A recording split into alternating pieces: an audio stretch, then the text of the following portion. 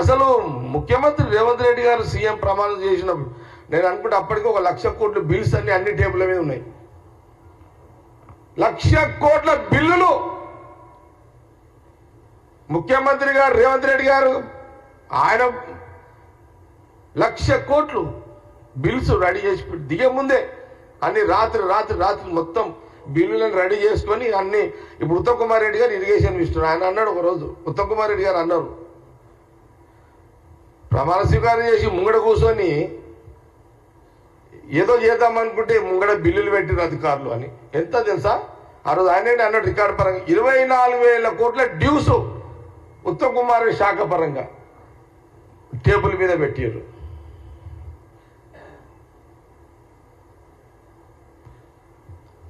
అటు electricity department పరిస్థితి అంతే, రేషన్ షాప్లో సివిల్ సప్లై పరిస్థితి అంతే, హెచ్ఎండే మున్సిపాలిటీ అధోగతి చేసి పడేసారు. తప్పులన్నీ మీరు చేసారు. ఇప్పుడు తప్పులన్నీ మీ తప్పులు సరిదిద్దుకుంటూ మీరు చేసిన అప్పులకు మిత్తీలు కట్టుకుంటూ మళ్ళా మీరు ప్రజలను మేము కోరుకున్నాం.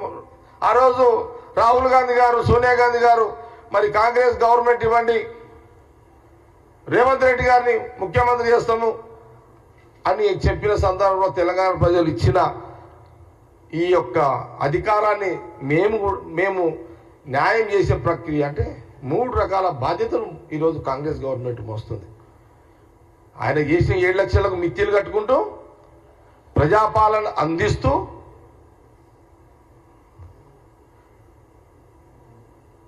ఈరోజు నువ్వు నాలుక ఉంది కదా, నాలుక ఖర్చు లేదు, నీ నాలుక ఖర్చు లేదు. నీ నాలుక కేసీఆర్ గారు నాలుక ఏదంటే అది మాట్లాడుతూనే ఉంటుంది దానికి ఆ నాలుకకు హద్దు లేదు. ఆ నాలుక కేసీఆర్ నాలుకకు హద్దు లేదు. తెలంగాణ ప్రజలను కేసీఆర్ గారు ఒక అందుకు చెప్పాలంటే చీటింగ్ చేసిండు, ఆయన మోసం చేసిండు.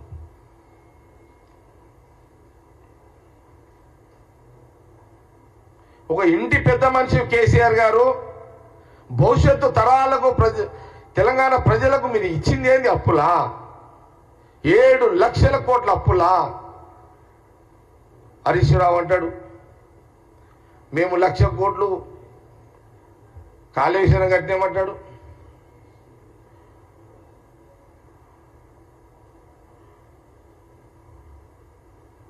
భగీరథ 1,00,000 కోట్లు అంటారు.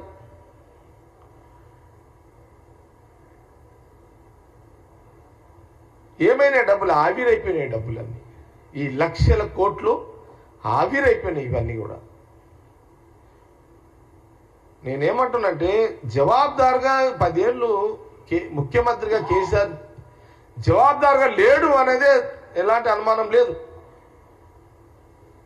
జవాబుదారుగా ఉండుంటే ఆ రోజు 7 లక్షల కోట్లు అప్పు చేసేవాడు కాదు కేసీఆర్. చూడండి, సమైక్య రాష్ట్ర ఉమ్మడి రాష్ట్రంలో స్వాతంత్రం వచ్చిన కాడ నుంచి ఉమ్మడి రాష్ట్రం 2014 వరకు దాదాపు 70 సంవత్సరాలు 65,000 కోట్ల అప్పు. తెలంగాణ ప్రజలారా ఈ విషయాన్ని గమనించండి. దాదాపు మనకు దేశానికి స్వతంత్రం వచ్చిన తర్వాత ఆంధ్రప్రదేశ్ ఉమ్మడి రాష్ట్రం ఉన్నంత కాలము రాష్ట్రం విభజన కంటే ముందున్న మన అప్పు ఉమ్మడి రాష్ట్రం అప్పు 65,000 కోట్లు. ముఖ్యమంత్రి కేసీఆర్ గారు అయిన 10 సంవత్సరాల కాలంలో 7 లక్షల కోట్లు.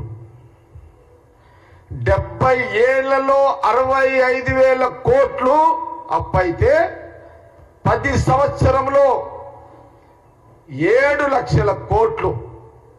సంవత్సరానికి 50-60 వేల కోట్ల ఇంట్రెస్ట్. ఇది బాధ్యత గల ఒక ముఖ్యమంత్రి చేయాల్సిన పనేనా అని కాంగ్రెస్ పార్టీ ప్రశ్నిస్తున్నది.